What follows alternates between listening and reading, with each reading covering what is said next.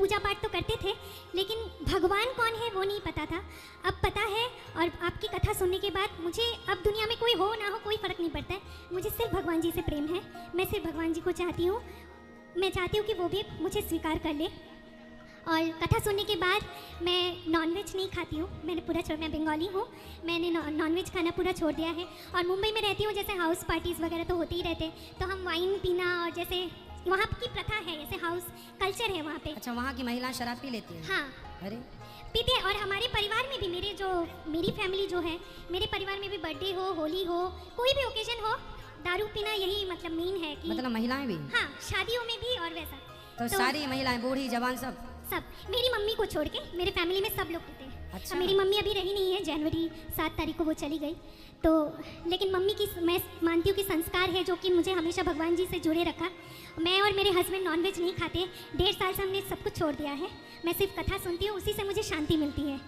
तो गुरुजी, मेरी एक प्रश्न थी कि जो जैसे हम लोग ज्योतिष लोग होते हैं, कथा सुनने के बाद हम लोग ज्योतिषी को ग्रह नक्षत्र के हिसाब से हम लोग ज्योतिष को, क्या ये सही है ज्योतिष को दिखाना और फिर उनके हिसाब से पहनना ये सब? देखिए, ज्योतिष शास्त्रों का चक्षु है, नेत्र है। ज्योतिष बता देती है कि आपके साथ क्या होने वाला है, बता सकती है, टाल नहीं सकती। बिल्कुल हाँ। बता सकती है, टाल नहीं सकती। तो जैसे वो स्टोन वगैरह बोलते कि ये पहन लो, स्टोन अपना काम करता है। हाँ। वो देखिए, स्टोन जो होता है ना, जैसे प्राकृतिक यदि स्टोन है, प्राकृतिक पत्थर है, पुखराज है, माणिक्य है, नीलम है, पन्ना है, हीरा है, यदि राशि आपको आज्ञा कर रही है कि आप ये पत्थर पहन सकते हैं, ये स्टोन पहन सकते हैं, तो आप पहन लें, उसके फ़ायदे होंगे। क्योंकि समझिए ना, इसका साइंटिफिक रीज़न है।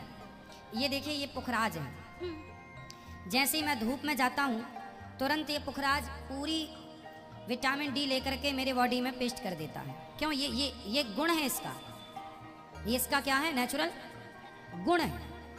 इसलिए ये चीज़ें कारगर होती हैं। जैसे कि एनर्जी, आपको पॉजिटिव एनर्जी जो है वो तुरंत लेकर के आपके शरीर में भेज देगा। तो ये राशि के अकॉर्डिंग होता है। आपकी राशि जो आपको कहे वो पहनना। यदि आपने राशि के विपरीत कोई पत्थर अपने मन से बाजार से खरीद के पहन लिया, वो आपको हानि कर देगा।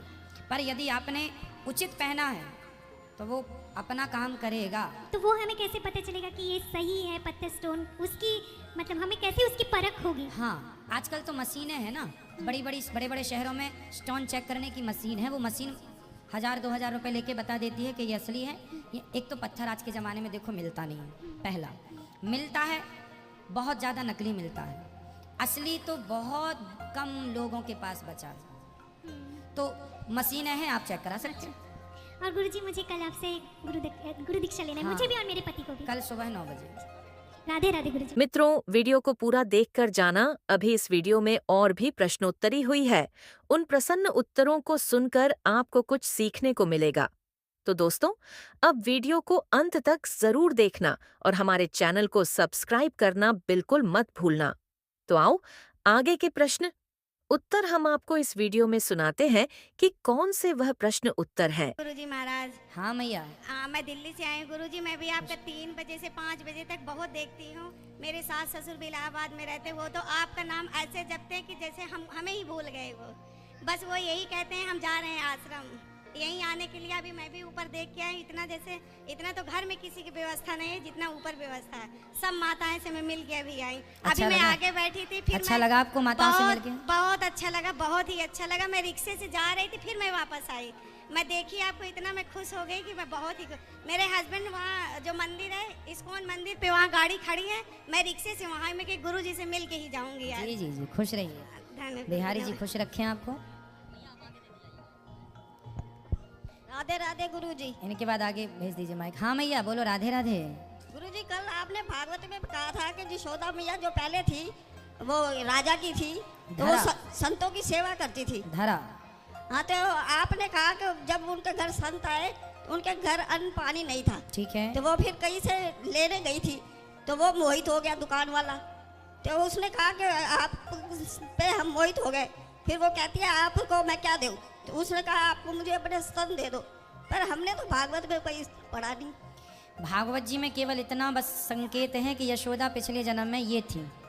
ये अन्य ग्रंथों में, अन्य पुराणों में माता यशोदा का पूर्व चरित्र मिलता है। स्वामी श्री करपात्री जी महाराज इस चरित्र को सुनाया करते थे।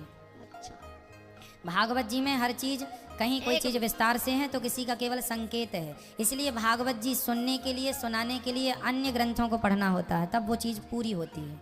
ठीक है मैया? ठीक है। एक क्वेश्चन है कि मेरा मन है कि यहाँ वृंदावन में मेरे को कोई स्थान मिल जाए रहने के लिए, चाहे अपने पैसों से लेकर। कोई बात नहीं, मिल जाएगा मैया जी। आप आशीर्वाद। बिल्कुल, भगवान आपको सुखी रखें। ये मैया को देना। मैया ले लो माइक। चैनल को सब्सक्राइब कर लीजिएगा आप लोग और शेयर जरूर कीजिए, सब तक पहुंचाइए प्रश्नोत्तरी। जी मैया बताइए। गुरुजी राधे राधे। मैं जबलपुर से जो श्रीमती पुष्पा देवी भागवत कर रही हैं, मैं उनकी नंद जी कहलाती हूँ रिश्ते में। जी जी। उन्हीं के यहाँ से आई हूँ। मैं आपके टीवी चैनल पे मैं आपकी भागवत सुनती हूँ, तो मेरे मन में एक प्रश्न आ रहा है बार बार। बोलिए। सुनती हूँ और देखती भी हूँ, तो वो सुन के मेरे मन में एक प्रश्न आ रहा है बार बार कि वहाँ देखने के अनुसार यहाँ जो आई है, जब मैंने देखा कि आपके यहाँ वृद्ध माताओं की जो सेवा है, जो सुनने से कहीं ज़्यादा उचित लग रहा है, मुझे ज़्यादा अच्छा लग रहा है। अच्छा, जो सुना था उससे ज़्यादा है? हाँ, उससे कहीं ज़्यादा लग रहा है बेटा। तो मेरे मन में एक ये प्रश्न आ रहा है, पूछना तो नहीं चाहिए लेकिन फिर भी मैं पूछूंगी। हम सब आपकी माता हैं, आप कह रहे हैं 240 माता की आप सेवा कर रही हैं और बाकी जितनी हैं आपकी सभी माता हैं। जी जी। मेरे मन में एक प्रश्न ये आ रहा है, जो आपकी जननी माता हैं, उनके दर्शन अगर मेरे को हो जाएं तो मैं धन्य हो जाऊं जिस माता ने आपको जन्म दिया। ठीक है, दर्शन करा देंगे। ठीक है, वो वृंदावन में हो तो मुझे कल तक दर्शन करा दीजिए, मैं कल शाम को चली जाऊंगी। ठीक है मैया जी। मैं धन्य हो जाऊंगी ऐसी माता के दर्शन कर। खुश रहिए। ठीक है, प्रसन्न। राधे राधे गुरु। राधे राधे। मेरे पति देव बैठे हैं, आप खड़े हो जाओ।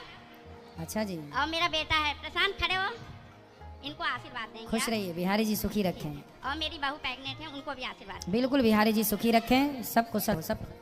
राधे राधे गुरु जी। हाँ जी, राजस्थान से आए हैं। बताइए। मम्मी पापा को, सबको, हस्बैंड को, सबको कथा छोड़ने के लिए इधर लेके आए हैं। इधर आके हमारा 2 बैग चोरी होगा, कीमती चीज। अभी आए 2 बजे। हम तो कथा में रोज कहते हैं अपना बैग संभाले, यहाँ चोरी है नगरी हम है। अभी फर्स्ट बार आए नहीं, इसको लिए पता नहीं था। फिर हमारा हस्बैंड है नहीं, कुछ भी मेरे ऊपर अंजाम लगा देते, बोलता है तेरी वजह से कुछ हो गया, तेरी वजह से चोरी हो गया। तो क्या क्या था उसमें? बताओ क्या क्या था। बात कराइए अपने हस्बैंड से। राधे राधे गुरु जी। भैया जी क्या नाम है आपका? मेरा नाम महेंद्र है। आप बैठ जा बेटा। क्या चोरी हो गया? उसमें सामान था, लगभग 10,000 का सामान था। ये समझो कि आपका लाखों का नुकसान होना था, तो बिहारी जी ने 10,000 में ही काम पूरा कर दिया। वो तो मैं समझ गया, मैं बोला कि जो ऊपर वाले की मर्जी है, जो गायब हो गया हम कुछ नहीं। यहाँ पर देखिए होता क्या है ना, जी, ये तीर्थ है, होता क्या है, यहाँ ज्यादा लोग आते हैं, जी, अच्छे लोग आप जैसे, तो यहाँ चोर भी ज्यादा आते हैं। जी उनको लगता है कि यहाँ ज्यादा मिलेगा। जैसे बिहारी जी के मंदिर में ना रोज हजारों मोबाइल चोरी होते हैं। जी। पुलिस भी किस किस को पकड़े, बाजू में खड़े होकर लोग निकाल लेते हैं। अब ये तो इतनी बेईमानी है लोगों के अंदर कि बताइए, लोग चोरी कर लेते हैं। हम इसलिए कथा के द्वारा आप लोगों को सावधान करते हैं। वरना यहाँ तो ये हाल है, कई बार आप बात करते हुए सड़क से जाते हैं, पीछे से गाड़ी से आके लोग मोबाइल खींच के ले जाते हैं। वो तो सही बात है। तो हम लोगों की ही सावधानी हमें रखनी चाहिए, ये इसका समाधान है। वो तो भगवान की मर्जी थी, इसलिए वो बिल्कुल। जितना गायब होना था हो गया। लेकिन मैं डेली आपकी कथा सुनता हूँ, मैं आपको बहुत मानता हूँ गुरुजी, इसलिए मैं इधर ही आया था आश्रम में। लेकिन जो सामान गायब, बताइए मैं आपकी क्या मदद करूँ अब? नहीं मदद कुछ नहीं करना, बस आशीर्वाद दे दीजिए हमारे परिवार को, बस आगे कुछ ना हो गलत, बस कोई ये। बात नहीं, बिहारी जी के शरण में आए हैं। जो गलत होना था, ठीक है ना, जो जाना था, बहुत कुछ जाना था, जरा सा गया है। और जो करेंगे बिहारी जी अच्छा करेंगे। ठीक है, मेरे ठीक है, लिए कोई सेवा हो तो बता दीजिएगा। ठीक है। राधे राधे गुरुजी। हम आपकी पूरी मदद करेंगे, आप जो बोलेंगे। राधे राधे महाराज जी। हाँ मैया जी, राधे राधे। हमने 6 फरवरी को अपनी लड़की की शादी की। शादी किया तो पता नहीं उसके ससुराल में क्या बोला नहीं बोला, वो लड़की जाना नहीं चाहती अपने घर।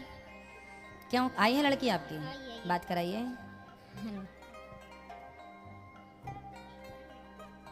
ससुराल वाले बुला रहे हैं, खड़े हो जा बेटा। राधे राधे गुरुजी। क्या नाम है आपका? अंशुल। कहाँ से आए हो? दिल्ली से। क्या दिक्कत है आपको? वहाँ पे दहेज के लिए परेशान करते हैं कौन, आपकी सास के पति? सारे। तो आप कितने दिन रुके हो ससुराल में? 4 दिन। सिर्फ 4 दिन? तो 4 दिन में आपको क्या बोला उन्होंने? बस तुम्हारी माँ ने ये नहीं दिया, इतना सोना गच्छा हुआ था ये नहीं दिया।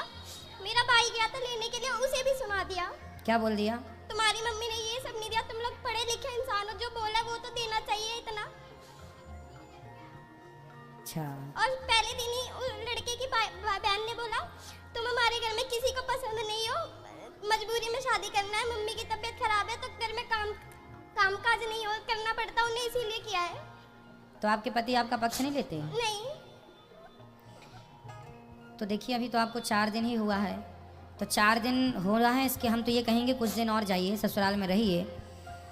क्या उन लोगों की मानसिकता है 4 दिन में स्पष्ट नहीं होता, फिर भी आप थोड़ा सा समय ससुराल में गुजारिए, अपने पति को समझिए। यदि आपका पति अच्छा है तो फिर सबको, उन्होंने भी कहा कि तुम्हारे घर वाले एक बात पे टिकते ही नहीं, इतना बोला सामान देने के लिए, फिर ये नहीं दिया वो दिया नहीं। तो आपने बोला क्यों था? जब बोला था तो क्यों नहीं दिया, और नहीं देना था तो बोलना नहीं था। दहेज पहले मांग रहे थे तो भैया पहले तो गलती है कि शादी नहीं करना चाहिए वहाँ जहाँ दहेज पहले से डिमांड हो, और दूसरा कि जितना बोला उतना दिया नहीं। पहला मेरा तो कहना यह है कि विवाह वहाँ नहीं करना चाहिए। सर मैं अपने औकात से ज्यादा दे दिया उसको, अब मैंने जो गच्छा सुनिए, नहीं वो जानबूझ के देख के उनने मांगा था आपसे पहले? नहीं, जो मांगा मैंने सारा पूरा किया, एक भी नहीं छोड़ा। तो जब सुनिए, जब डिमांड जहाँ से पहले से हो तो पहले हमें ये गणित लगा लेनी चाहिए ना कि जो पहले से ही मांगने वाले लोग हैं ये कैसे होंगे। भाई चावल का एक ही दाना ना दबा के देखा जाता है, व्यक्ति की एक ही बात से समझ में आ जाता है कि व्यक्ति किस स्तर के लोग हैं। नहीं, जैसे लेते भी तो है, हमारे में दहेज तो लेते ही हैं, पर ये है वो जैसे हमने तो पहले। चलो अब इनसे बात कराओ मेरी। बेटा मम्मी तो कह रही है कि सारा दिया जितना बोला था। वहाँ पे तो यही बोल रहे हैं ना, वहाँ पे यही बोल रहे हैं कि तुम्हारी माँ ने ये चीज नहीं दिया, वो चीज, इतना जेवर गच्छा है ये नहीं दिया, जाओगी तो लेके आना। चलो कोई बात नहीं, तो अब आप ना जाना ससुराल, और उनको प्यार से ही वो कुछ भी कहें आप प्रसन्न रहना, आप दुखी ना होना और रोना मत, उनकी बातों का आप पर कोई असर ना हो, ठीक है? जैसे हमें देख कर के कुत्ता भौंकता है तो हम क्या उस कुत्ते को देख के हम भी भौंकने लगते हैं? नहीं। उसी तरह आपको उस हाल में प्रसन्न रहना है और अपने पति के साथ रहना, ठीक है? खुश रहना। पति को समझाओ कि पैसा तो जीवन में आएगा जाएगा, है ना, मांगने से कोई धन थोड़ी बढ़ जाता है, दहेज वहेज नहीं लेना चाहिए। कथा सुनवाना अपने पति को।